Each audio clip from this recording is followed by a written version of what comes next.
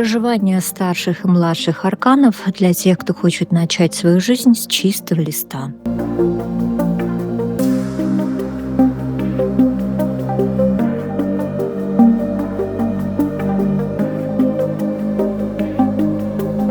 Ну что, если вы... Да, всем привет.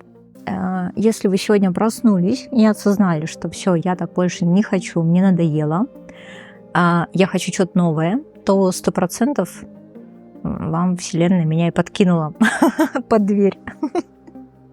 Подкинула, короче, под дверь, да, такой сюрприз вообще. Знаете, как дети вообще, да, подкинули, позвонили, выбежали. А вы, значит, вышли и вступили. А я к деньгам. Ладно, все, видимо, вы понимаете, да, что для кого будут расклады, наверное, больше, наверное, на теплую аудиторию, кто знает, вообще понимает мои шутки, да, понимает, что я действительно могу немножко трикстерски шутить. Ну, опять же, знаете, мое чувство юмора спасло уже, видимо, не одну грустную душу, потому что, когда мы снижаем степень важности, да, событий, это не означает, что мы их обесцениваем, это означает, что мы начинаем к этому всему легче относиться, да, и не принимать к сердцу как-то, да, слишком близко. Итак, новая любовь я вам сегодня сниму на колоде, которую я прям активно очень заюзала в последнее время, это Таро мифов.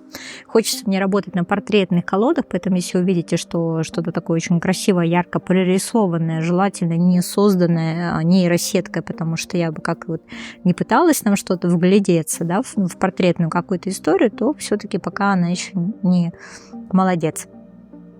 Пока она еще не молодец, хотя я знаю, что даже сейчас вот большие студии, они прибегают к помощи, да, нейросетки для создания персонажей.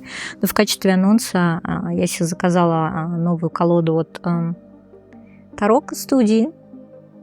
Она еще не пришла пока, но я уверена, что тоже нас с вами ждет много приятных моментов. Да, она создана с помощью все же, да, искусственных каких-то вот интеллектов.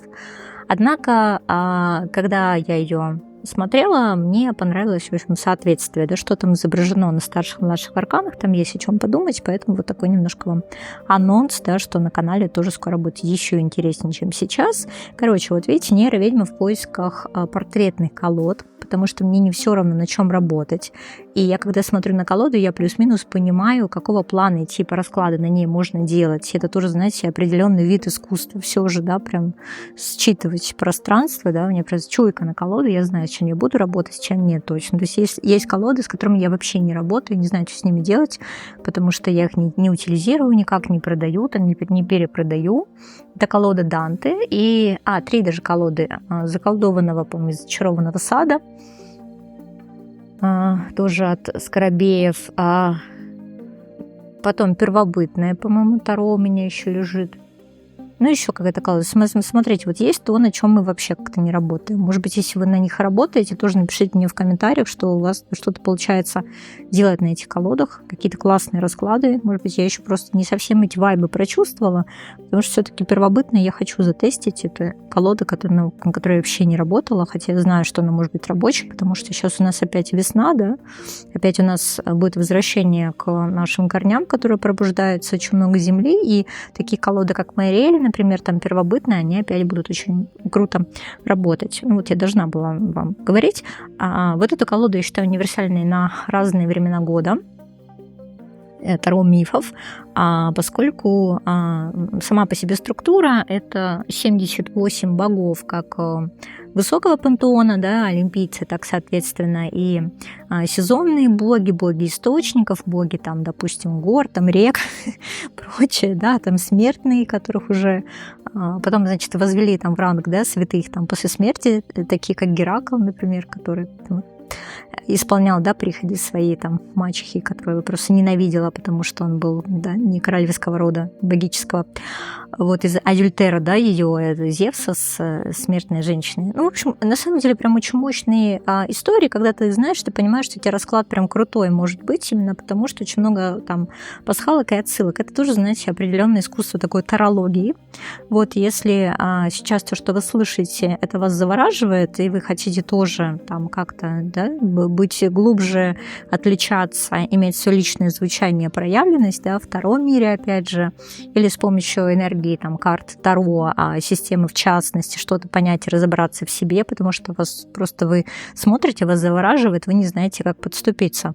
Вот. У меня есть проекты, я так называю проекты лояльности, потому что это не какая-то прям агрессивная какая-то обучающая история. Это своего рода такие закрытые клубы, где я рассказываю вам про карты Таро.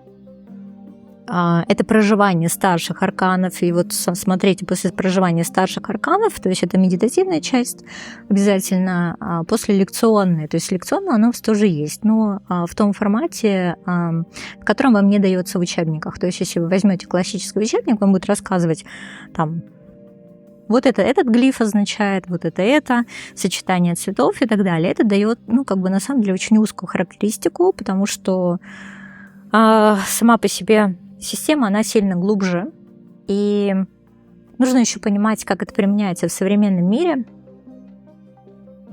и как это все читать. И это даже более глубокое понимание, нежели просто в школе вы там прочитали учебник по Уэйту, да, и вы классный мастер. Конечно же, нет.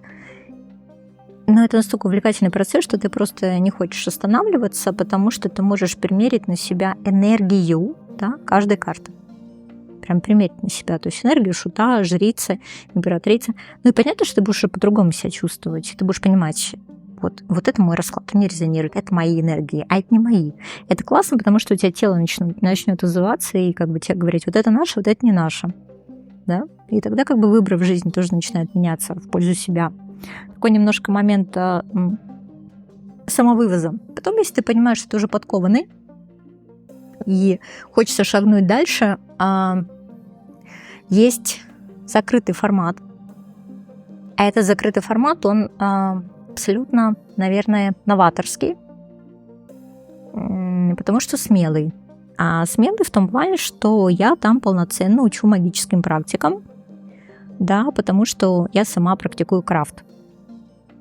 Что такое практиковать крафт? Это не только ваша ментальная магия. Я с уважением отношусь к людям, которые говорят о том, что да мне не нужна никакая ритуалистика, да, я никакие предметы не делаю. Свечи, говорю, жжешь? Жгу.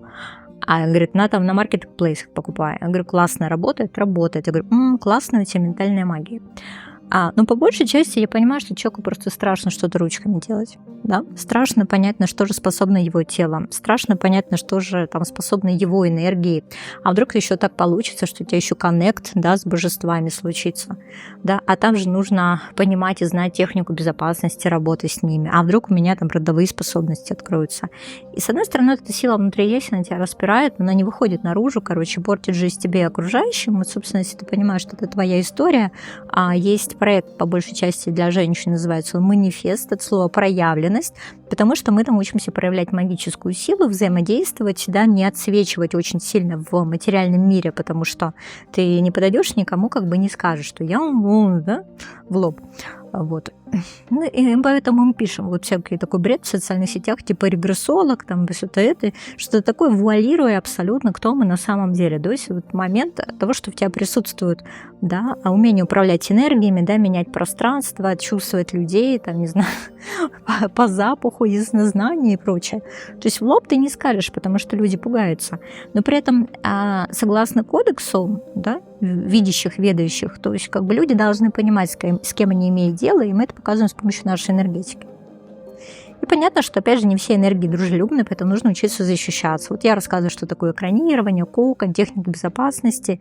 То есть это, понимаете, в чем смысл этого проекта? В том, что это бережное введение в вас. То есть вас никто как котенка слепого, например, не бросает в океан и карабкайтесь, как хотите. Многие рассказывают, дар открылся, я не знала, что делать, мне 15 лет штормило, то по психбольницам, то по ретритам, то еще почему. Нет. То есть здесь очень мягкая, бережная и такая закрытая достаточно информация. Да, при этом с практиками, с глубоким медитативным погружением, да, с тем, чтобы посмотреть, что происходит на уровне каждого тела, в том числе еще наших ментальных тел, естественно, такой, исследовательский процесс. Что у вас меняется, наверное, вы спросите, да, какую-то практику, практическое применение. В первую очередь отношение к жизни, отношение к людям и понимание, что вы уже выше. Вот. А там вы уже хоть фигнёй страдаете, понимаете, хоть практическое применение ищите, это ваше личное дело. Да? Просто вы успокаиваете, что вам можно. Если вы понимаете, что вы в крафт не хотите, а вам еще прикольно в старших арканах, а у нас же есть еще и младший, ну просто вы можете продолжить проживание в младших арканах. Окей, а потом прийти в манифест. И там еще очень много вспомогательных практик, потому что есть еще финансовый марафон, к примеру, то есть вы, допустим, в энергиях императрицы, но что-то у нас что-то не проходит, да, крокодил не ловится, не растет кокос, какие-нибудь финансы, мама вылезла, еще что-то. Вот, пожалуйста, есть финансовый, да, там есть 10 недель в записи по повышению женской самооценки, но я там уже зашивала энергетические практики, это как раз преддверие манифеста, там тоже очень интересные всякие мистические истории, типа там маски, не маски, вот такое все. То есть очень много интересной информации, но она все спрятана. Я не хочу давать все как бы в открытом доступе, потому что я и так даю много полезной информации в открытом доступе, а то, что не договариваю, ну все, собственно, спрятано в наших этих всех программах лояльности. А обзоры еще есть на карты Таро. Мне вообще кажется, что библиотека эзотерическая, очень много всего, и самое важное и главное, что вам это помогает разобраться в этом всем. Это живой человек в качестве администратора, то есть это не бот, который просто вас там, да, без этого перенаправляет, а вы там что-то не понимаете, психуете, нет, там с вами разбирается живой человек. Вот. И это тоже ценность как бы проекта, что здесь нет ботов абсолютно, да, здесь вовлечение в каждого человека, да, несмотря на то, что большое количество людей, вот, там никто не брошен, не забыт.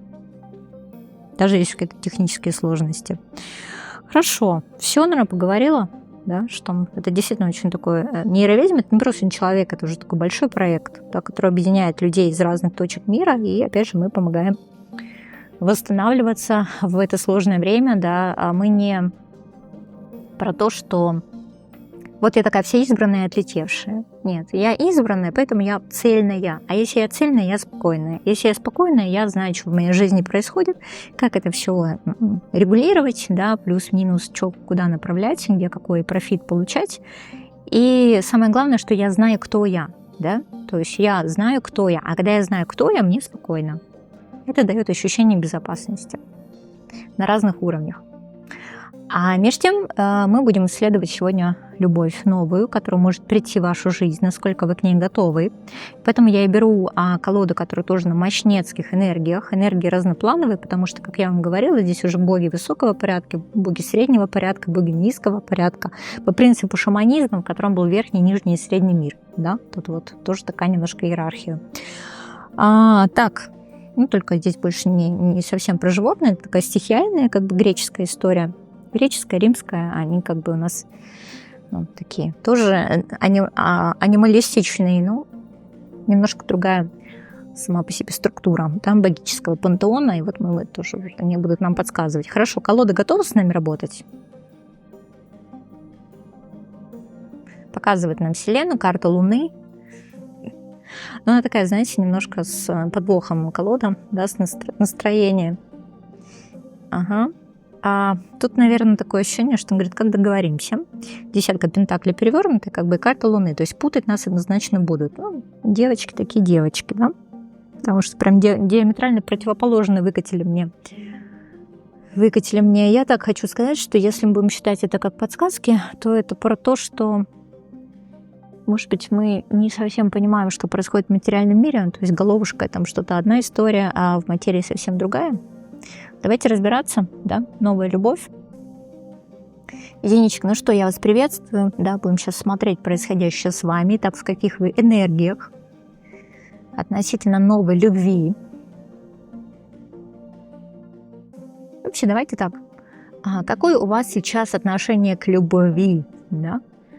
Я думаю, прямые перевернутые позиции используют, но сейчас посмотрим, что я как-то сопротивляюсь перевернутым, но может... Они просто тоже могут быть очень говорящими.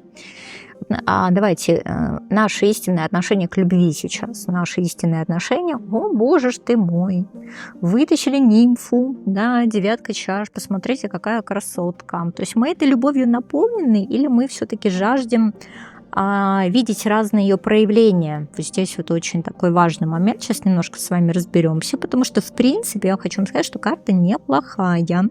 А это говорит о том, что у вас много любви, вы такая поточная женщина, потому что вот у нас изображена королева моря, и была она, собственно, женой Посейдона. И вот, как мы понимаем, да, Посейдон там такой товарищ, да, сегодня спокойный, завтра не очень, да, в зависимости от настроения. Вот. Мы потом с вами обсудим, был бы ли он там богическим абьюзером, наш Посейдон, но, скорее всего, да. Море у нас как-то, да, не всегда бриз, бывает и шторм, и вот эта женщина, прекрасная, жена его, да, знала вот эти вот все его настроения, и, видимо, умела их как-то вот этим всем потоком своим прекрасно успокаивать, да. Покровителями, кстати, могут являться там дельфины, поэтому если вы хотите новую любовь, может быть, есть смысл вам дельфинчика приобрести как какой-нибудь, не знаю, принт, может быть, да, там дельфины, там киты, но лучше дельфины, конечно. Может, это принт, может, это татуха какая-то у вас есть, да, а может быть, это будет какая-то бижутерия, или вы просто порисуете, там, преисполнитесь, пораскрашиваете дельфиненка какого-нибудь, может, сходите в дельфинарий, там, не знаю, там, покормите, покатаетесь, да, то есть вот нам нужно немножко приобщиться к этой энергии моря, может быть, вы помедитируете, вспомните свой отпуск, как вы видели этих дельфинов. Потому что дельфины для вас, правда, могут являться неким предвестником новых отношений, да, и новой любви. Также она еще очень любила, да, и была покровительницей морских котиков, соответственно. И считалась еще она и мать дельфинов, и мать морских котиков, и всякой разной рыбы. Ну, еще хочу сказать, что это вообще очень интересная сама по себе карта, потому что, опять же, большое количество рыбы, когда нас туда тянет, когда нас снится, это же все про нашу потенциальную беременность и желание, опять же, беременности. Поэтому, может быть, новая любовь, она должна быть такой, которая уже принесет непосредственно продолжение, да, продолжение в виде там рода, продолжение, да, может, правда, кто-то хочет прям беременности, и вот у нас такая Амфитрита, да, Амфитрита, богиня моря, показывает вашу текущую энергию относительно вот любви. Какая вы сейчас? Ну, наверное, это по большей части про некую эмоциональную стабильность. Это про успех, это про то, что я в своем энергетическом состоянии настолько хороша, настолько спокойна, настолько уверена в себе, что я правда могу, опять же, притянуть на свое состояние то, что я хочу. Да? То, что я хочу. Но сейчас вот само по себе время как-то не разгонять ваш эмоциональный напор, да, то есть я прекрасная, обволакивающая, нежная, спокойная, хорошо пахнущее море, чистое, достаточно без мути, да, там во мне вот это резвятся дельфины, соответственно, как-то, да, я уже вот, видимо, отдохнула после вот этой зимней спячки, как вы знаете, такая красивая история, когда море такое вот серое, такое, да, немножко оно жемчужно-серое, и даже если там есть какие-то русалки, какая-то жирность, все уходит глубоко под воду, в эти все подводные гроты. А сейчас, знаете, представьте себя действительно вот этой русалкой, которая прям поднимается к поверхности морской глади, и там вода уже совсем другого цвета, да, и лучи солнца просвечивают. Такую красивую картинку вам рисую. Хотите еще больше всем этим преисполниться? Вот этой вот прекрасной водой, это обновляющая, понимаете, вода. Понятно, что, может быть, вам бы в какой-нибудь там, допустим, красивую спа-историю типа флотинга, если есть в вашем городе. То просто посмотрите, да, чтобы там все чисто было. Вот, да. Может быть, правда, у вас есть возможность покачаться на вот этих морских там волнах. Или, например, это может быть какой-то масляный массаж умиротворяющий, да. Это может быть спа с подругами, это может быть какая-то баня, которая тебя расслабляет, и там прям хорошо пропотеть нужно, да, прочиститься через эту баню, потому что как раз нужны вот эта новая вода, то есть мы старую воду убираем, все это сбрасываем, мы должны быть абсолютно обновленными для, опять же, наших новых чувств и наших новых эмоций, потому что, ну, воды вашего океана, в первую очередь, они мягкие, да. Они такие мягкие, и они смывающие негатив. Они абсолютно смывающие негатив. И сосредоточиться как раз нужно о проявление тех вещей, которые вы истинно хотите. Да? А поскольку это поток, и мы не идем через сопротивление, такая, я хочу, я знаю, что оно будет. Вот такая вот красоточка, вот такая вот прекрасная красоточка. Почему? Потому что очень много внимания к своей внутренней радости. И оно должно, понимаете, у вас быть. Много внимания к внутренней радости, да, то есть много внимания к тому, что не только хочет внутренний ребенок, но и внутренний взрослый. Мы, кстати, об этом очень часто забываем. Поэтому, правда, вам может хотеться вот воды, искрящейся воды, да, красиво, абсолютно какая-то красивая история, хорошей энергии, хорошо. Вот такая у нас прекрасная единичка. Угу. Мужчина, который придет на эту энергию. Вот я думаю, может быть, мне мужчину попроще сделать рядом с вами такой все мур-мур-мур. Мужчина, который придет на эту энергию.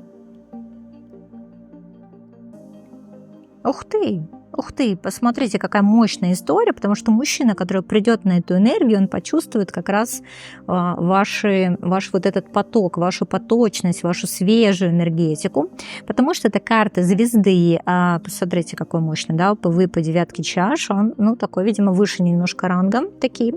Звезда – это богиня ночи, да, богиня ночи. И понимаете, вот с чем вы похожи, потому что у вас что-то похожая энергетика, да, у него такая мягкая, обволакивающая.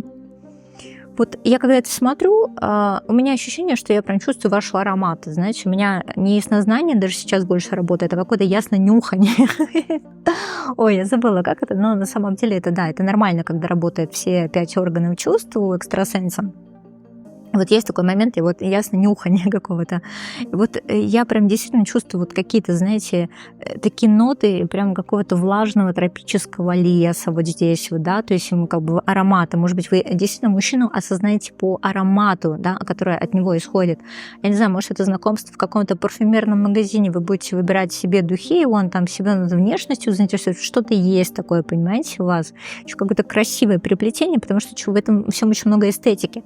Но давайте, опять же, относительно, можем ли мы сказать, что у мужчины будет женская энергетика, потому что здесь как бы женский персонаж на звезде? Конечно же нет, это же такая вольная интерпретация художника.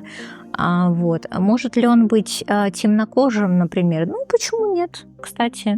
Потому что здесь вот есть все равно какая-то такая, знаете, контрастность в этом всем.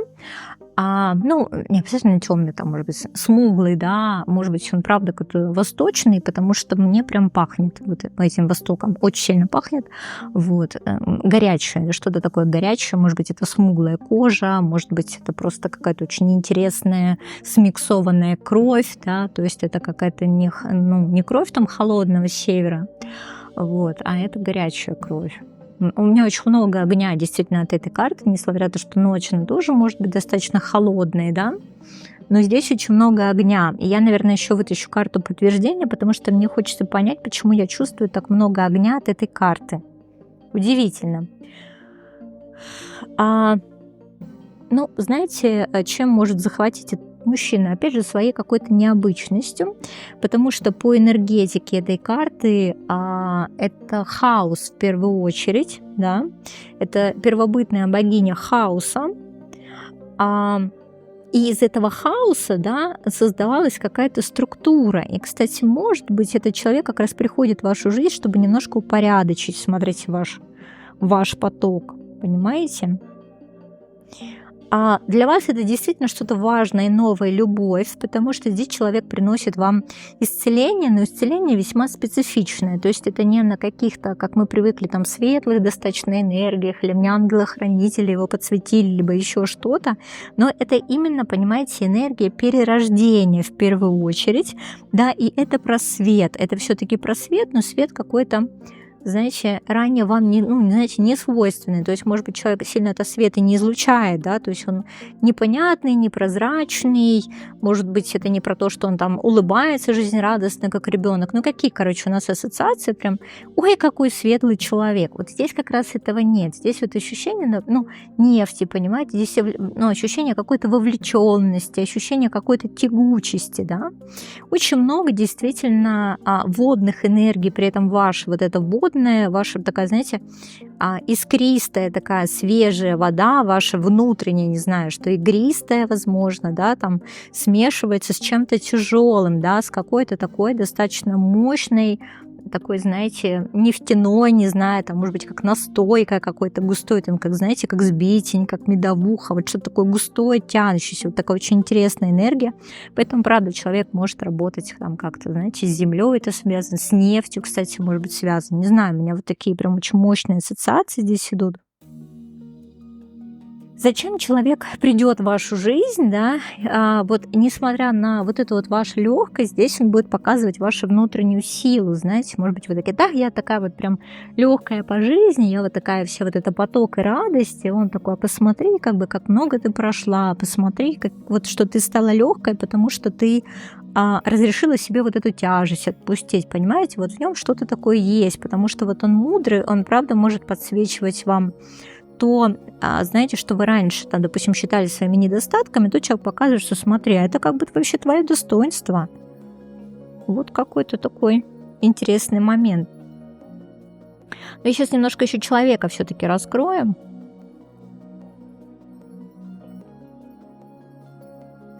Он как раз приходит. Почему? Потому что вы ищете новые какие-то эмоции, ощущения, впечатления. Почему? Мне кажется, что он очень сам по себе горячая кровь. Что нам еще про него хотят сказать здесь? Ого! А тут, в принципе, человек может увлекаться какими-то боевыми искусствами. Боже, ну...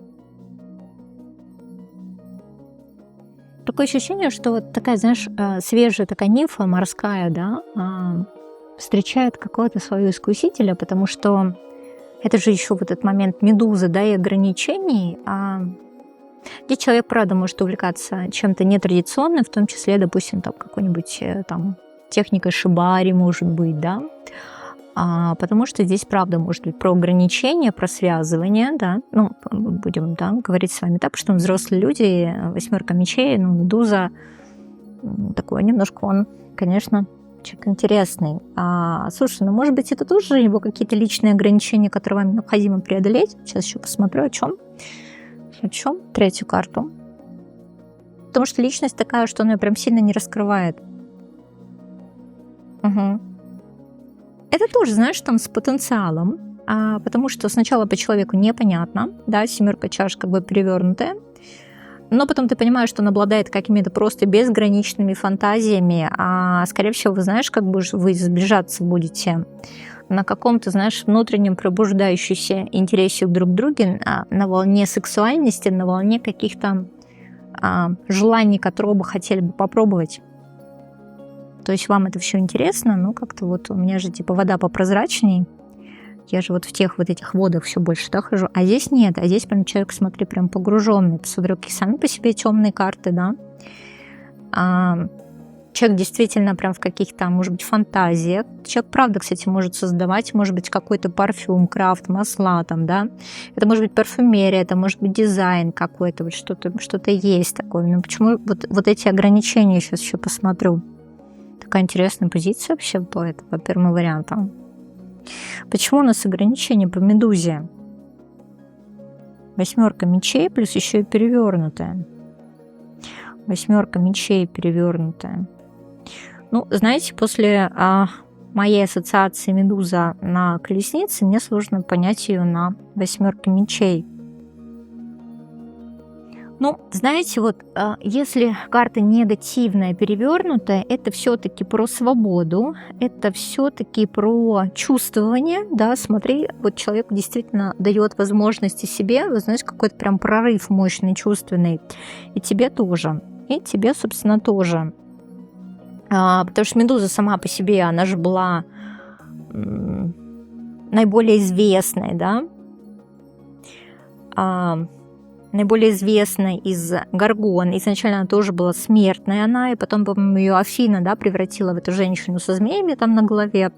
Ну, там такая тоже интересная история, что все же не просто так, потому что там даже над ней, по-моему, тоже кто-то надругался, и вот она потом не просто так стала недоброй. Для меня, знаете, это немножко такая взрослая аналогия Малефисенты все же. То есть она же не просто так стала, да, этой медузой. И, соответственно, обладающая проницательностью дама, потому что ей невозможно было врать, да, то есть, ну, и смотреть в глаза нельзя было, потому что ты каменеешь. Вот в каком-то мифе, кстати, да, что она прям видела насквозь, и если человек врал, то есть, в каком-то фэнтези я там видела, по-моему, то он, значит, это мог окаменеть. То есть вот здесь вот, да, здесь вот человек как будто тебя прям сразу вводит на чистую воду, да, то есть нифига ты вот не такая легкая, как ты пытаешься казаться, да, в тебе очень много глубины, и, скорее всего, тебя это цепляет, потому что ты, видимо, привыкла вот так вот проявляться, да, чувствуя эмоции других людей, потому что ты достаточно мощный эмпат, а тут тебе человек как бы раскусывает и говорит, да вот не такая уж ты вот эта вся, да, легкая такая нимфа, потому что в тебе очень много глубины. Вот такой вот у нас интересный человек, это прям скрывает, смотрите, ну, правда, какой-нибудь психолог, там еще что-то, ну, такой, очень такой интересная мужская тягучая энергетика.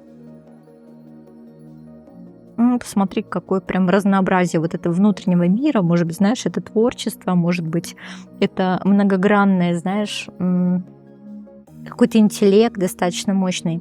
И здесь сама по себе история, зачем тебе нужна эта новая любовь на пробуждение чувственной сферы.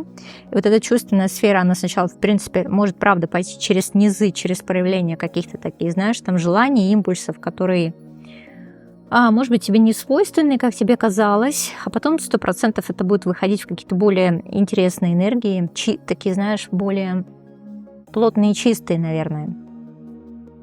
Потому что изначально это не твой вибрационный уровень вообще.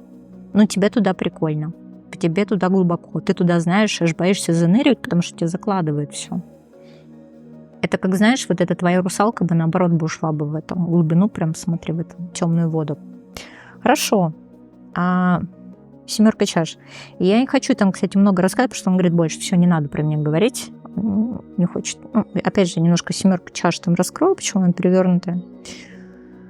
Семерка чаш. Ну, для меня вообще как бы семерка чаш очень часто это про выход из иллюзий в первую очередь, потому что чашка, конечно, тем более семерки, такая немножко иллюзорная история. Мне вообще никогда не нравились вообще в раскладе, да, это всегда означает какую-то брехню, да, какие-то лабиринты. Ну что же.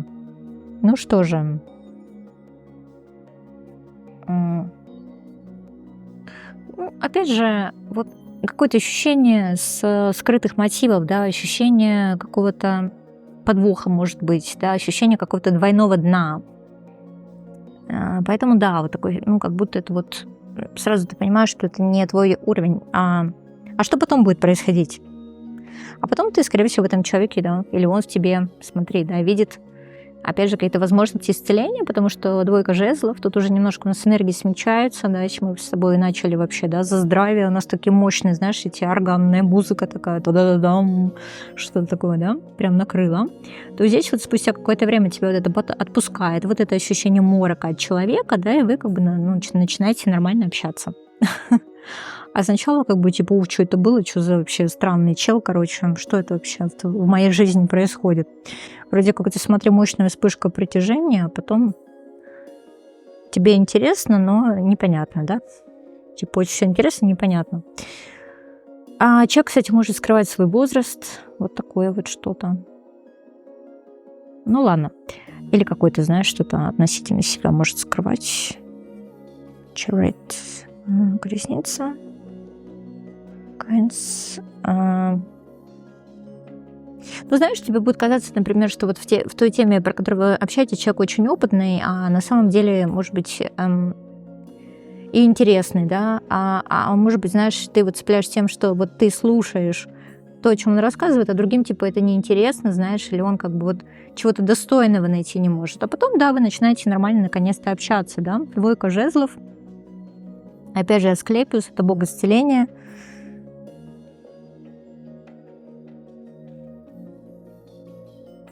Боже, какие тут мощные энергии. Какие, собственно, мощные энергии. тебе кратенько сейчас просто скажу. Ну да, это вот абсолютно какая-то, смотри, феноменальная душевная близость, но почему-то вы вот эту вот взаимосвязь выбираете через какие-то лежачих полицейских постоянно, через какие-то препятствия. Это Гермес.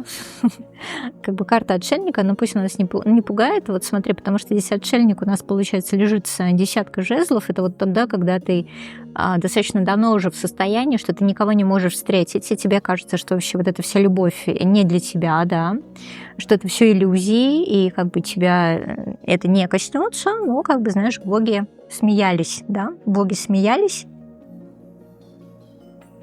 потому что у тебя заканчивается один круг, начинается следующий, может быть, это даже совсем другая страна, другой город. Вот смотри, колесница, как бы карта императора, да, здесь, собственно, мужчина уже берет тебя за руку, да, и вы вместе уже управляете этой жизнью.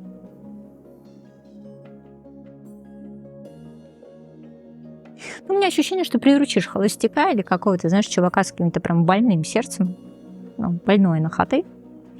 Вот такая у нас интересная история с тобой. Про основных персонажей рассказала, но, опять же, раскладов много на этой колоде, поэтому я буду постепенно прям рассказывать, кто там изображен, но я считаю, что мы достаточно много с тобой узнали. Ну что, конечно, мне в комментариях же нужно написать в этом. Пожалуйста, не пишите, что это мой бывший муж, но я не знаю, если вы хотите соединиться с бывшим мужем или прыгнуть на одни и те же грабли, я вам не могу как бы в этом помешать. Потому что мы смотрим будущее. Любовь, это говорит о том, что вы что-то там еще не отпустили, не допроработали. Двоечка, ну что, я вас приветствую, давайте смотреть происходящее с вами. Очень интересно, да, в каких вы энергиях относительно любви.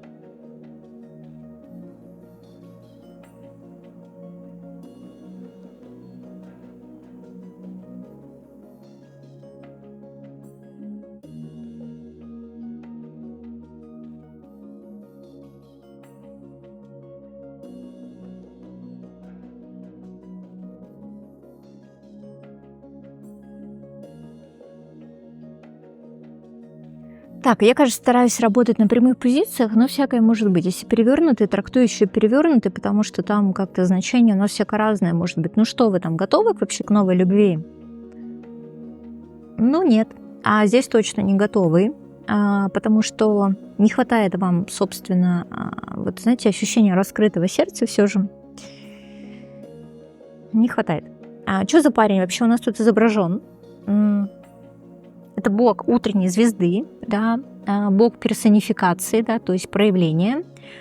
Ну, я не знаю, ощущение, что вы пока еще, знаете, как не транслируете свою истинную энергию, на которую как бы надо бы любовь привлечь, понимаете? Вы это не транслируете, недостаток этого света, недостаток уверенности в себе, да, недостаток правильного проявления, недостаток мощности. Это такое ощущение, что ваша вот эта звезда, она на полшишечки немножко сияет, да, и вы слишком убавили яркость.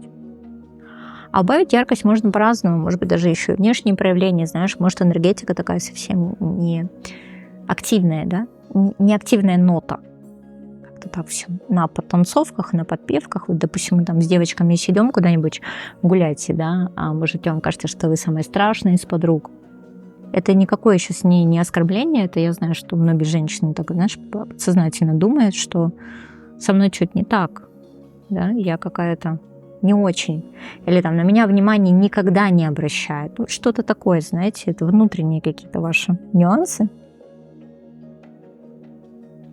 А я сказала утренней звезды, да, он вечерний, да, он сумеречный такой парень, понимаете, что вы такой, знаете, немножко человек сумерки такой, переходный, да, и, видимо, энергия немножко у вас такая, переходная чуть-чуть. Что у нас там еще? Ну, вообще, кстати, очень много венерианской энергии у этого парня, да, но вот видите, карта же перевернутая, вы вот эту венерианскую энергию прям, видимо, не показываете совсем, вы ее глушите, да. И этот парень, он приносил ночь, то есть вот первая, получается, у нас звезда, знаете, которая вот это загорается, да, перед тем, как луну там видно, это вот этот парень, значит, у нас. Да, а потом как бы приходила ночь уже непосредственно. А у него, видите, целая звезда была. Ну, тут, наверное, про то, что вы как-то разучились мечтать, вы как-то разучились верить в лучшее, может быть. Понимаете? Ну, чё?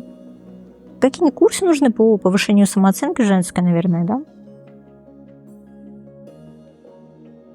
Потому что вам действительно кажется, что, может быть, отсутствует сейчас смысл какой-то, что вы потеряли свой внутренний свет, что вы не понимаете, в чем ваши лучшие качества, да, а что в вас такого. То есть мне вот часто на консультацию задают там вопросы, говорят, вот, ты такая классная, все там, потому что мне же видно вообще людей со стороны. Особенно, когда я да, в бытовых условиях не живешь, лучше я вижу, конечно же. И мне прям, а вот что это правда во мне есть, да, а что это во мне реально прям может мужчин притягивает, да ну типа, она такого не будет, да это фигня какая-то. Но потом вот спустя время оказывается, что нет, что там сам мужчина говорит, что вот притянулся именно на вот это.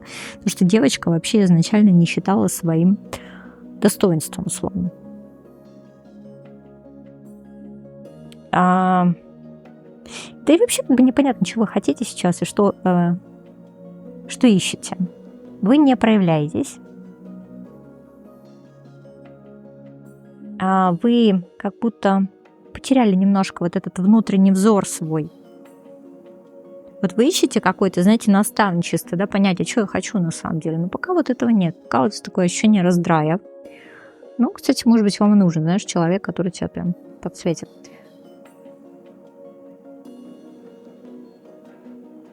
Я, конечно, буду хохотать, если сейчас мне покажут, что мужчины как-то видят вас достаточно мощно.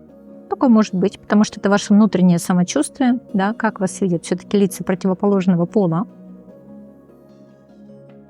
Знаете, как человеку, у которого, видимо, сменился какой-то цикл,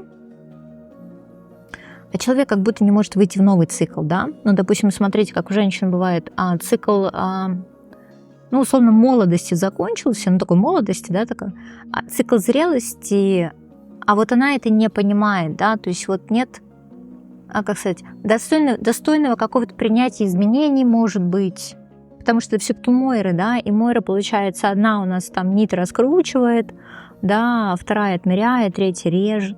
Ну, это, опять же, все-таки тройка монет, да, тройка пентаклей. Ну, ощущение, что вот смотрят, ну, так оно тому и быть. Ну, какой-то момент цикличности присутствует у вас. Что еще вас видят? Ну, такое ощущение, что вы как будто утратили корону, девчоночки мои. Утратили корону все же. Тройка монет, император. Ну, такую, знаете, женщину все-таки ведомую, женщину, которая, правда, будет либо чужой короне подчиняться, либо у нее когда-то была своя корона, да, то есть, может быть, мы когда-то были руководителем, например, да, а сейчас этого нет, понимаете, потому что вот ну, для мужчин они, как вам сказать, вот у них не совсем пазл складывается, вот чего-то у вас не хватает, да.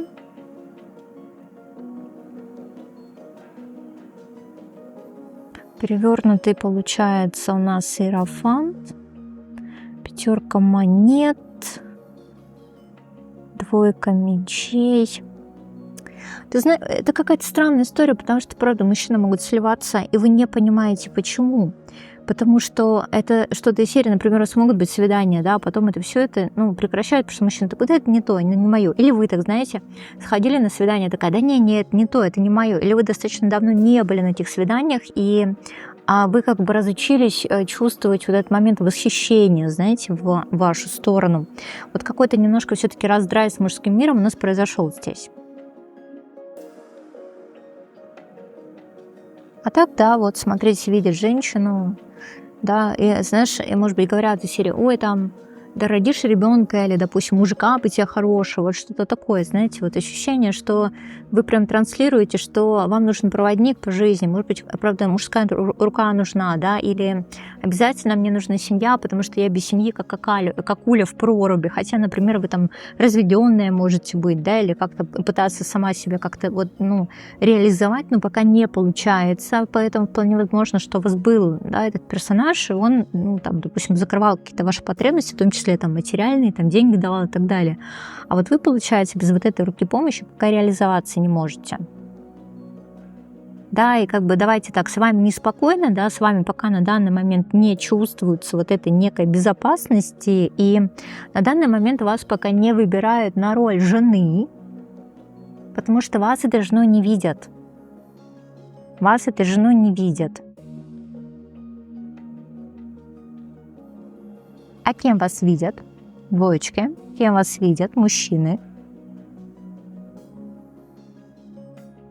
А тут вообще непонятно, такое ощущение, что вы вообще в них не заинтересованы, да? Это интересная, конечно, карта, это двойка чаш, но здесь не про союз, здесь не про вовлечение, здесь не про совместный интерес, здесь, может быть, не про партнерство даже, да, а просто вот вы в каком-то своем мире, да, на своей волне, да, на своей волне. Так, каких-то качеств все же не хватает. Уверенности какой-то, что ли, да, шестерка мечей. Вот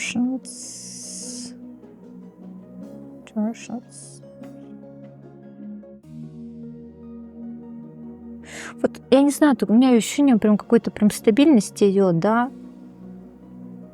Вы знаете, вы как приверженец какого-то вот одного пути, вот. И, может быть, вы немножко разочаровались сейчас в любви, потому что вам попадаются партнеры одного типажа. Вы как будто из сценария не можете выйти. Все, поняла. Партнеры одного типажа попадаются. Или вы рассматриваете партнеров одного типажа исключительно. Хорошо. То есть у вас какой-то райдер, видимо, прям, да, жесткий. На психологическую травму прописано, аж не проработано у нас еще, видимо, да? Ладно, давайте все-таки новая любовь там. Новая любовь. Да вот, пожалуйста, те самые сон. Папа придет. Кто-то, может, правда, ищет папу, не знаю, темного, светлого. Вот. Потому что карта Солнца, Гелиус, это мощный очень товарищ. Посмотрел, он один из 12 олимпийцев. Может, правда, мужчина старше. Мужчина, который, наверное, для тебя будет и Крампусом, и Санта-Клаусом одновременно. Мужчина может быть какой-нибудь огненный, да, по знаку зодиака, ну, потому что все-таки Солнце, кто у нас там, Лев, может быть, да, проявленный, посмотреть достаточно ярко, да, Солнце. Человек какой-то нестандартный все же, человек, который, допустим, не так давно стал проявляться, но уже знаешь, как набирает обороты, получается, потому что все-таки еще карта повешенного, да, Прометей, человек с очень мощной харизмой, но не очень открытый, потому что мы же помним, да, Прометея за что там наказали, за этот огонь. Вот знаешь, у этого человека этот огонь-то есть, но он его не особо всем дарит. Почему? Потому что у него статус иерархически выше. Он, давай так вот, по чесноку, пока ты будешь находиться вот здесь, никакого огня там тебе как-то и не видать. А почему же ты тогда его заинтересуешь? Потому что объективно он выше, да, и он прям избирательный очень, да. Ну ты же его заинтересуешь чем-то? Чем заинтересуешь человека? Может, правда, статусный, сейчас посмотрю. Умеренность, хорошее качество. Тройка жезлов. Наверное, спокойствием своим, знаешь, что ты вот что-то просто ждешь, что ты не бросаешься, допустим, на какие-то прям результаты, которые тебе не подходят. Ты точно знаешь, чего ты хочешь. Потому что, в принципе, вот это хорошие карты. Да, вот это хорошие карты. Умеренность, тройка жезлов.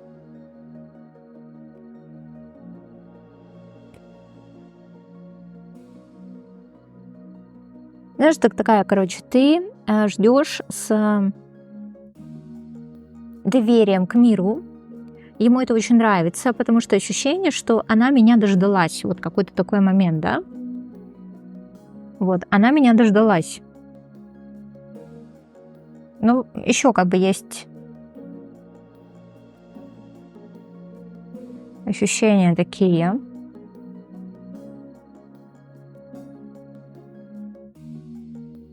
Я не знаю, может быть, вот какое-то ощущение, как вот вырастил под себя. Что это такое? Но ты знаешь, как еще может быть? Это может быть еще, что ты с этим человеком, правда, могла быть знакома, но он, например, там друг твоего мужа там, или брата, либо еще что-то там, да, и он был, например, не свободен, а тут вроде как все свободны, и вот, пожалуйста, да, зеленый свет. Сейчас еще немножко про этого человека, потому что вот ощущение, что дождались мы друг друга. Может быть, это даже смотри, какая-нибудь ваша там первая любовь, к примеру, да, или человека, которого ты держала там во френд-зоне. Ну, как-то не обращая внимания, сейчас смотрю, кто еще. Харон, 8 чаш. А почему так?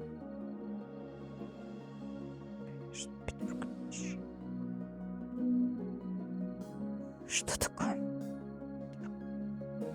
Посмотри еще какая ситуация. То есть, может быть, ты этого человека знала, но он тебя что-то не устраивал, или ты не видела, знаешь, как продолжение какой-то вашей истории, потому что он под что-то не подходил, там под какие-то твои критерии, денег, к примеру, не было, да?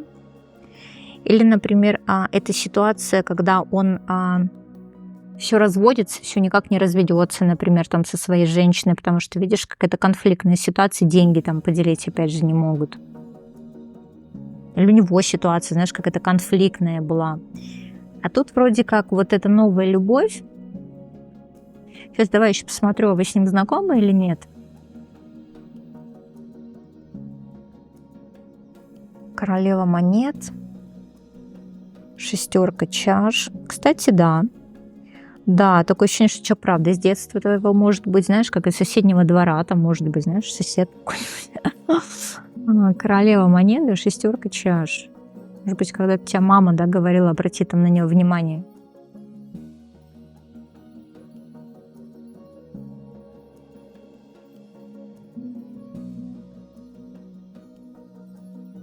Знаешь, какая-то история типа фуфу, или, знаешь, там когда-то не нравилось, или там что-то не соответствовало, все, а сейчас у человека прям, смотри, статус меняется, и ты вот как внимание обращаешь, и он, допустим, в любви признается, потому что достаточно давно за тобой наблюдал, там, еще что-то, а ты в браке, к примеру, была, да?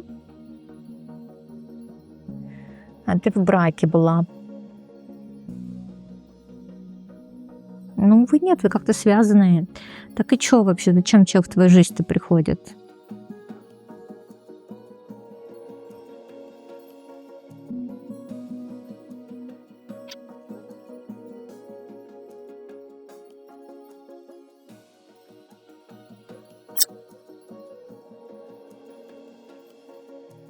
Ты знаешь, он, правда, как будто помогает тебе выйти из старого вот этого сценария, да, потому что здесь тоже, как смотри, прям переход или вот там прям куда-то перевозит, может быть. Но через сопротивление очень большие, да, смотри, шестерка мечей, перевернутый король монет, это, знаешь, все-таки про то, что ты в меня поверь, как бы, да, и я вот справлюсь со своими делами и проблемами, у нас все будет, потому что я хочу это для тебя сделать. Я хочу сделать это для нас. Вот такой момент, смотри. Потому что он как будто разбирается со своими какими-то проблемами, а потом вот свободен. Так, и что тебе этот человек вообще даст, да?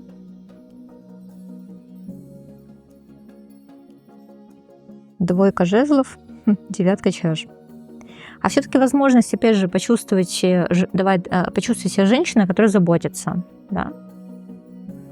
И давай так, честному, а если у тебя достаточно длительная история была, допустим, там, с мужчиной, не так много там любовников, физических имею в виду, то здесь тебе человек дает очень яркие новые чувственные эмоции. А тебе как бы казалось, да, что там самая яркая история, например, у тебя с мужем там могла быть. А тебе нет, вот смотри, вот тут есть еще и другие жезлы на твоем пути, плюс еще 9 чаш.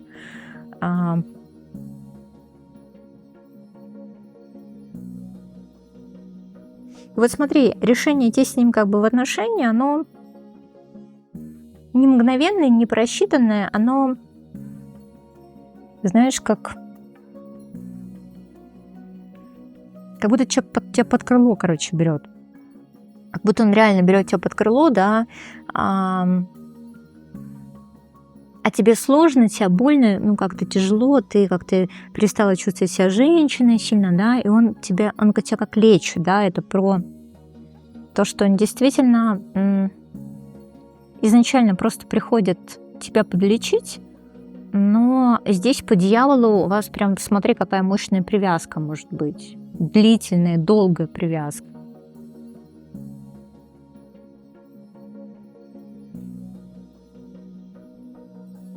Это знаешь, когда ты просто вот держишь его на расстоянии, как человека, который, ну, нужен в какой-то период, знаешь, может быть, там еще что ты его не рассматриваешь прям всерьез.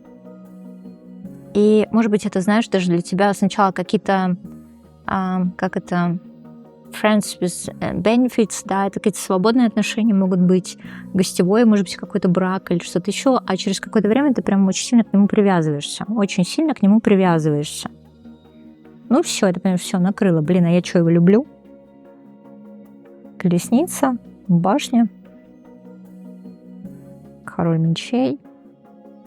И такое ощущение, что ты действительно как будто со всеми ссоришься, все ломаешь, но ты при этом такое ощущение, что прям переезжаешь к нему. И там все вот. И потом там ты уже императрица. И там ты императрица. Ну, опять же, как бы надо подумать, выбираешь ли ты по сердцу эту ситуацию для себя.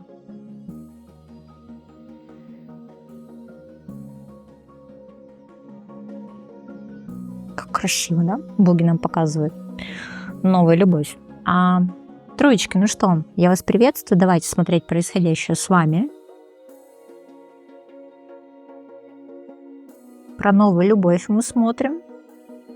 Где-то я рассказываю вам истории богов, которые изображены, да, где-то просто чуть-чуть вам подсвечиваю по уэйту, потому что это невозможно, да, рассказывать про всех в раскладе. Периодически кто-то мне прям ярко подсвечивается, и я рассказываю. Ну что, давайте сейчас еще притасую немножко колоду и расскажу вам, что у вас там, какие энергии относительно новой любви.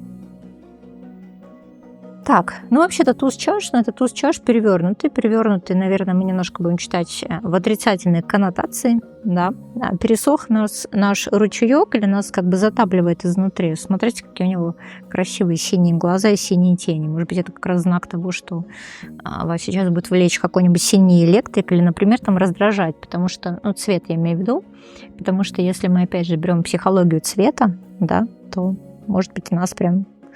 Да, в какой-то момент из-за нехватки или переизбытка каких-то чувств, эмоций, какие-то цвета раздражают, к примеру. То есть вот прям обращайте на это внимание, что у вас с синим цветом происходит. Вот мало того, что вы синий камень выбираете, да, желание, скорее всего, и опять же вот, видимо, преобладание синего, может, вам синим глаза, знаете, рисовать хочется, какая-то трендовая история. Может, вам какого-то, знаете, праздника хочется, да, и вы там рисуете себя. Вот, потому что не хватает кубков, да? Что еще про вас можно интересно сказать?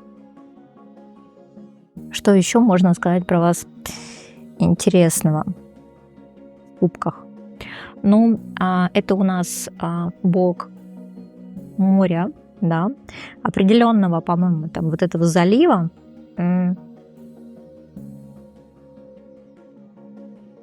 Блин, ну, мне кажется, смущает, что он перевернутый. Ну, он вообще мог, сам по себе просто это море, понимаете? Сам по себе море человек. И вы, наверное, тоже море, ну, какое-то прям пересохшее, да? Пересохшее. У него, кстати, было очень много детей. Да.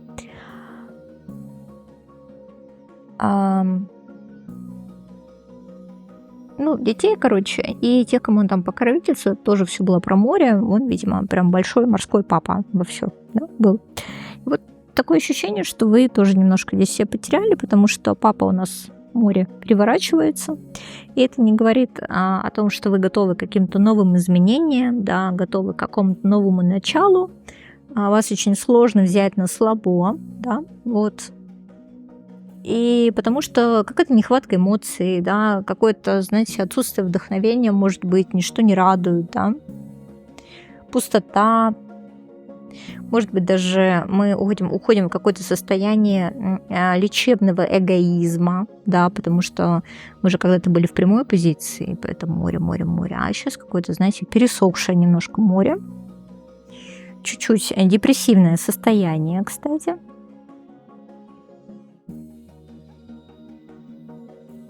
И, наверное, это время порефлексировать, а что ж такое происходит со мной. И, наверное, про то, что мы еще перестали быть в готовности принимать любовь. Да? Мало того, что мы сами не даем, да, чувства, эмоции, у нас еще нет готовности принимать все новые чувства, эмоции.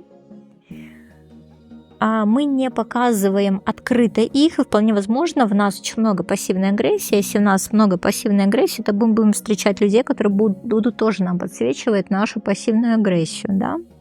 Или это про то, что люди как будто видят нашу маску в первую очередь, да, не понимая, какие же мы на самом деле, и очень боятся нашей маски, а мы такие там, боу, там, а все же не так страшно, да, то есть мы предстаем, скорее всего, прям показываем себя какое-то чудовище, потому что не хотим показывать, что же там внутри. Это, знаете, как ежик, он на самом деле колючий, потому что если он развернется к вам пузиком, это пузенько мягкое, да, и оно уязвимое, и очень часто хищники как раз подкарауливают этот момент, да, и цепляются когтями в его пузо, и как бы все, ежик условно там хана, да.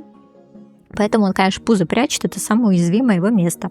Вот вы тоже на самом деле свое мягкое вот это брюшко прячете. Поэтому вот такие вот недобрые.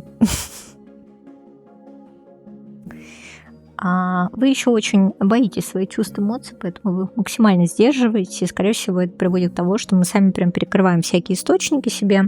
Бывает еще такое, когда мы сейчас сверхзащищены, понимаете? Когда, может быть, мы просто обложили себя защитами со всех сторон. И новые какие-то позитивные события, им крайне сложно вообще прийти в нашу жизнь, но при этом нам говорят о том, что не забывайте все-таки, да, себя любить. И в первую очередь вам нужно возродить, условно, вашу чувственность. Да, иначе у вас это просто будет накрывать потом в каких-то истериках, в какой-то пассивной агрессии, да. И вам прям мир будет ее активно очень показывать. Хорошо, ладно.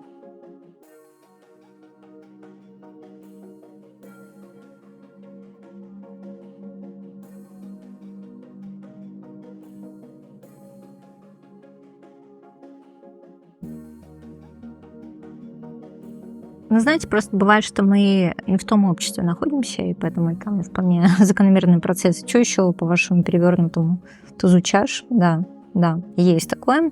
Есть такое, что мы намеренно спрятали себя, да, потому что прекрасно понимаем, что в прямой позиции, посмотрите, какая-то мощная история, как мы можем действительно трансформировать других людей, буквально перевозить их в своей любви, да, на другой берег. Поэтому, может быть, в вашей жизни были истории, когда вы, допустим, с человеком там были, а потом как-то развод, а у него как-то все поперло в жизни, а у вас чуть не очень. Да, такое ощущение, что вы на своей личной силе прям перевезли его на другой берег, и он живет и радуется, а у вас как-то не очень. И вы решили, да какого хрена оно мне надо?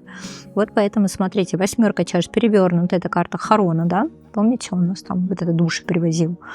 Вот. Они ему монетки платили, ну вот, перевозил. Правда, по Стиксу, конечно, перевозил, но здесь вот там вообще полностью все, видимо, реки и моря там контролировал, там наш Понтос. Но это не от слова понты, хотя, знаете, может быть, да, колода иногда прям буквально, может быть, мы слишком даже немножко ушли в состояние какого-то внутреннего снобизма там своего, что я типа не показываю свои чувства, эмоции истинные, да кто еще такие, да, чтобы меня выводить на эмоции. Бывает такое, да, что нас специально, вот поскольку не понимают и не знают вообще, да, какие эмоции мы испытываем, чувства к человеку, нас начинает качать на этих эмоциональных качелях. Но я по третьему варианту хочу сказать, что хрен вас раскачаешь. То есть даже если внутри будет бурлить какие-то эмоции, вы сами на картах Таро посмотрите, там, да, что-то там, но вы как бы человеку не скажете, что что ты ведешь себя очень странно. Качаешь меня на качелях эмоционально, знаешь чего, да?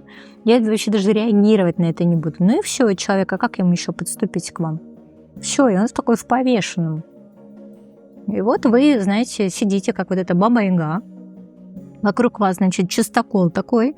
На чистоколе вот эти вот все эти черепа, скорее всего, тех героев, которые пытались покорить, да, ваш этот Форт Боярд. Вы такая сидите там, ждете очередного. Но менять мы ничего не хотим. Мы менять как бы ничего не хотим. Господи, и Харон, и Херон вам там выпал. Вот. Почему? Потому что мы вообще не хотим, чтобы к нам кто-то подошел, по-честному. Мы не хотим. Да, у нас эти жезлы, давайте, они все как бы там не снаружи, короче, а все внутрь. Не хотим. Окей. Но все-таки мы же говорим про новую любовь. Да? Помните, как в Евгении Онегине было о том, что он влюбился, да, в эту чистую девочку, но при этом он ее очень так отшил, да, типа что как-то цинично, да, но получив послание Тани, Онегин живо тронут был, язык девических мечтаний в нем думы роем возмутил. Ну почему? Почему? Потому что он, видимо, привык с вот этими циничными тетками общаться, да, типа, а тачка есть, а машина есть, а поместье есть. А тут такая девочка, да, ничего не надо от него, типа, я вас люблю просто по факту существования. Ну, конечно, его прям это все, да, лучше всяких этих, да, светских извращений развлекло. И он такой, да, типа, девочка моя, я же какая там нафиг любовь. А потом, значит, убивался за это Татьяна, и опять же, когда она там статус получила, и, по-моему, там даже за какого-то там чувака там замуж вышла, какого-то там, да, как девочка, говорят, заряженного. И так сразу он, да, как бы понял, что вот эти все гламурные девицы-то ему как бы сильно не нужны. Но при этом, смотрите, изначально состояние снобизма. Так вы вот сейчас вот этот Онегин из серии «Налей вина мне, мальчик, это невыносимо», помните? Вот. Такая немножко женщина-сноб. Хорошо, давайте вот эту новую любовь. Так она придет-то. Ну, тут вот какой-то, опять же, мутный товарищ. 4 мечей, потому что гипноз.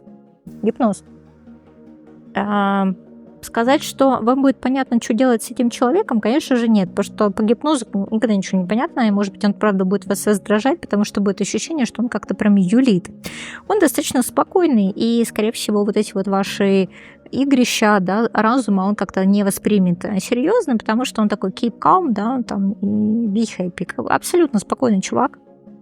Абсолютно такой, знаете, не пробивающий, скорее всего, как это сказать, сложно его пробить, и, скорее всего, вы будете сами здесь уже раскачиваться на эмоциональных качелях, потому что, скорее всего, вы захотите там что-то, понимаете, спровоцировать, потому что вы тоже не поймете, короче, да, что делает человек, а он вас просто отзеркалит, и вы, скорее всего, просто попадете в эту ловушку, свою же ловушку, да, он вас просто отзеркалит, и вы поймете, как бы, как вы проявляете. Конечно, вам это не понравится.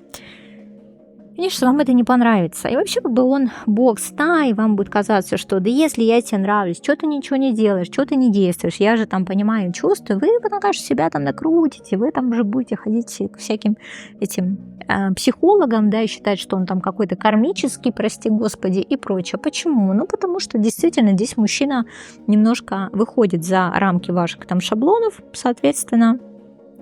И вообще он такой мало проявляющийся товарищ, потому что вообще его брат так-то Танатос как бы сам был, да, бог смерти. Это, значит, у нас песочный человек, условно, да, бокс на гипнозис, как хотите. А, значит, братик-то его вообще как бы бог смерти.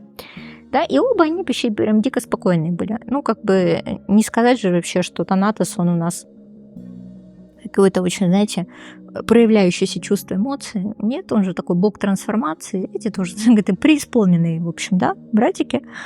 Вот. И вот, значит, он его младший, и поэтому, в принципе, здесь, наверное, рядом с ним будет спокойно. И, кстати, правда, мне говорят, что он, может быть, младше вас по возрасту. И придет он там, как всегда, там, да, в таких случаях для перерождения, для того, чтобы вы выпустили, скорее всего, вашу агрессию, скорее всего, так будет бесить вас своим спокойствием, что вот этот весь этот запал гнева, желчи, злости, я не знаю, что вот этих всех подводных ваших вод, если это, конечно, есть вообще, да, оно из вас выплеснется, чтобы вас, видимо, освободить уже окончательно, потому что очень много накипело, и, скорее всего, вы эти травмы просто на этого чувака просто будете выплескивать так, что он аж захлебнуться может от ваших чувств, эмоций, которые весьма странные, весьма специфические, просто захватывают в какой-то просто в виде водоворот как бы и вихрь. А он такой, знаете, может ваш какой-то тренер по йоге, потому что он вообще как удав, просто как удав, да? Да, но он тоже, видимо, держит какие-то свои чувства, эмоции внутри. А 7 жезлов здесь у нас перевернутая все-таки.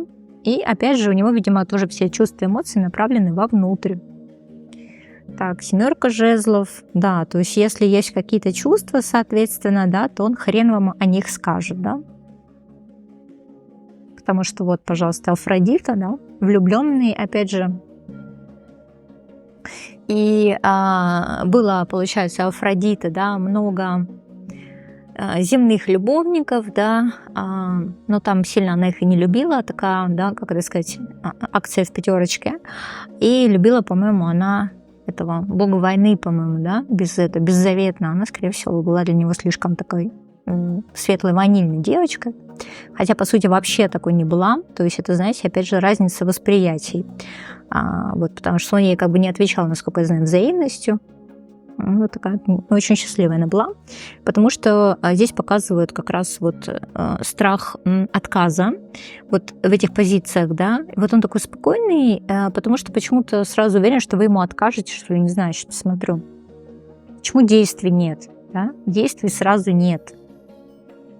Да, он очень боится отказа, и при этом отказа по справедливости, потому что 2 мечей – это карта не везет, он говорит, да блин, да мне типа с ней типа делать нечего сразу. Ой, да нет, оно не мое. А почему, кстати, вот вы не его говорите? А почему он боится-то? Чего боится? Да, он боится ваших энергий, на самом деле. И эти энергии, они, правда, его разрушают, и они, скорее всего, своим вот этим неумиротворением, вот этими подводными течениями, все, они нарушают его привычную жизнь. Он такой, да как вообще вы жить с этой женщиной? Она же вообще какая-то прям весьма странная, да, неспокойная. Так, что у нас по энергиям? Перевернутая карта звезды, да, 3 жезлов. Может быть, даже несколько накручивающая себя, нервная, да, депрессивная, он такой постоянно успокойся, успокойся, то есть, да, прям он побаивается. Хорошо. А почему мы тогда говорим, что у него все-таки рождаются какие-то чувства по отношению к вам? Потому что вам помочь хочет.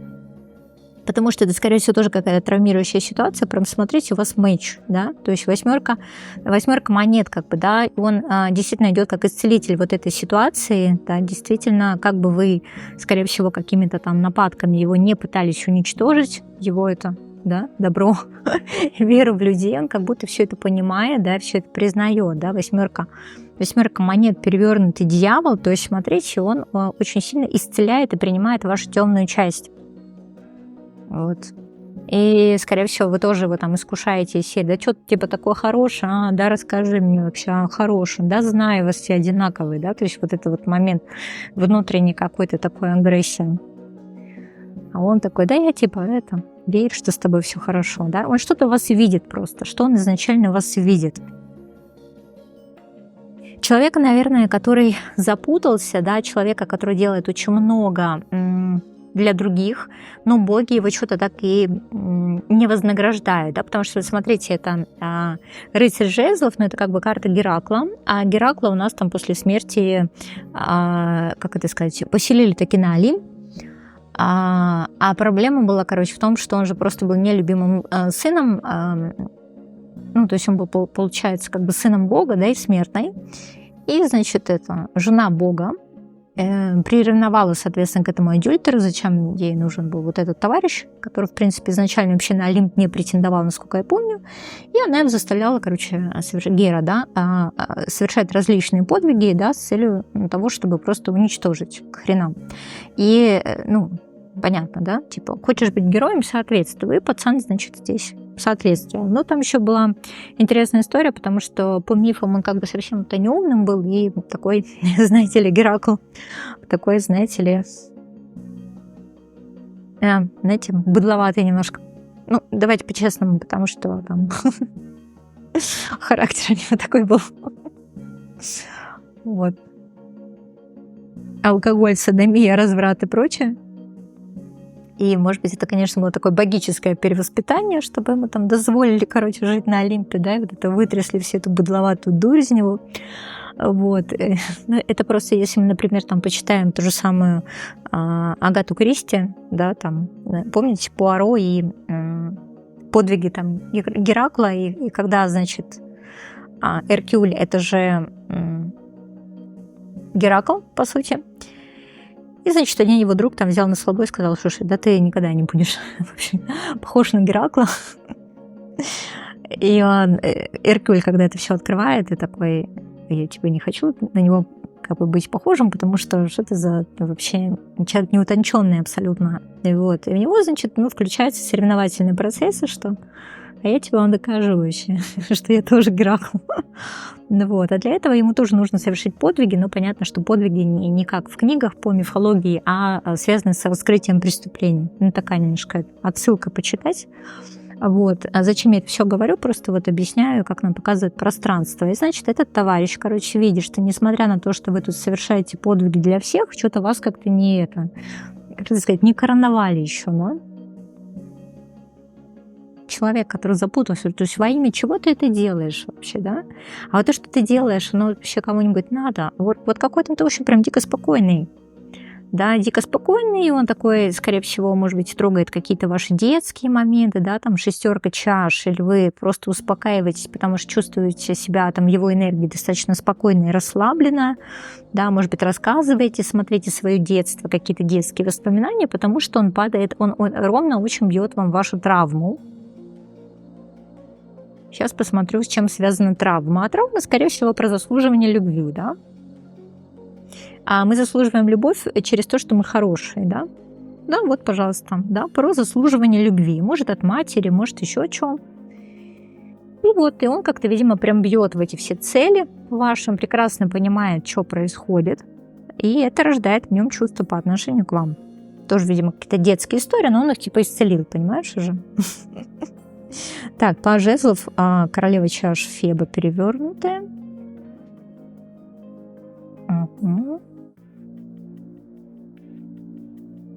Ну, вот он, знаешь, как вот такое ощущение, что прям читает твою вот эту метущуюся душу, да, и при этом так, да, я типа знаю, я все это понимаю, да, какое-то прям родство души. Для чего вообще приходит в вашу жизнь? Да чтобы открыть опять вам какие-то новые дороги, знаешь, как чтобы направить позитив все-таки наружу, а не внутрь, да. Получается, что вот эта вся пассивная агрессия, она уходит, и там остается просто пусто. Потому что ощущение, что чувак, смотри, прям рушит все вот эти вот ваши идеалы, представления о себе и прочее, да, и вот на вот это пусто должно реально прийти что-то новое. И ты хочешь прям за него замуж, да, ты действительно хочешь замуж. Потому что вот он, да, пришел тот, кого я ждала, да, а он что? Тройка монет. Девятка же. Он такой, ну да, как бы я не против, но нужно подождать. А он это поймет через какое-то время. Да, подожди, потому что мне нужно справиться с какими-то сложностями.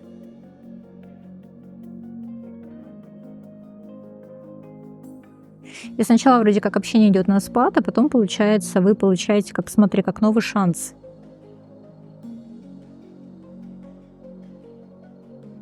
Блин, через какие-то, опять же, мощные трансформации. Все. Это красивая история, но через мощные трансформации.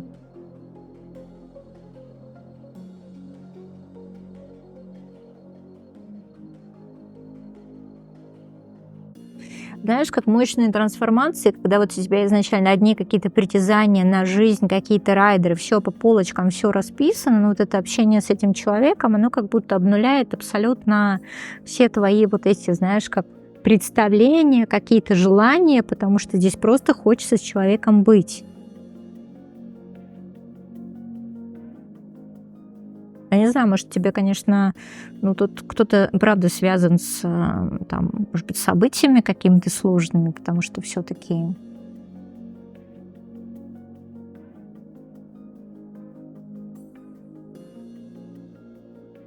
потому что здесь какие-то прям, смотри, мечты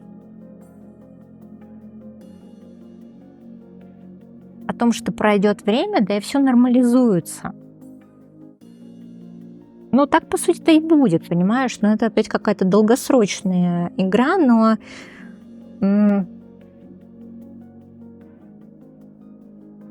здесь, понимаешь, человеку нужно прям определенные такие очень интересные пройти свои трансформации. Конечно же, он пройдет, потому что он силу должен изначально накопить и тоже там избавиться от какого-то своего прошлых демонов, это, собственно, тоже. Вот, а потом, да, потом все-таки это чувство, там, и это любовь, и не знаю, как-то вот все старое должно уйти, как бы, и прийти что-то новое. Такая интересная позиция, в общем, по третьему варианту. Ну что, подписывайтесь на канал, если было интересно, оставляйте обратную связь. А с вами была я, ваша нейроведьма.